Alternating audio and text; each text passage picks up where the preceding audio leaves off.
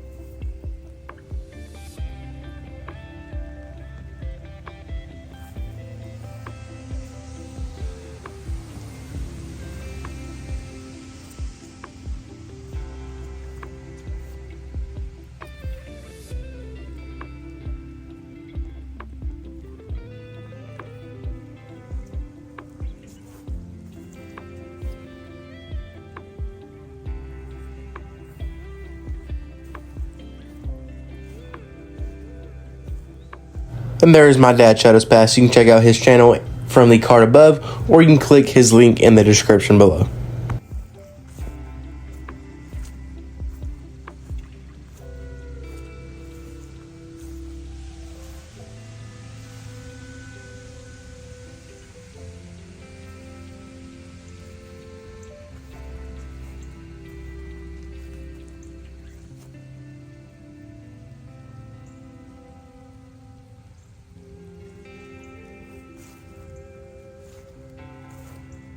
Okay, that's gonna be all for today, guys. I hope you did enjoy that video, and I hope you enjoyed the story of the little unknown soldier.